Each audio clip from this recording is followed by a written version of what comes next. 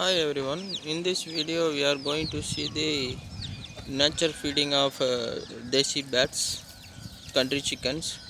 This is the parental care also. So how the mother is giving food to the chicks. Okay, so these chicks have a minimum 5 to 6 months to attain 1 kg of weight. So these chicks have take nutrients from the environmental, and also to whom are farming this bats now, so they will provide some artificial feeds like bajra, rice, etc. So you see this,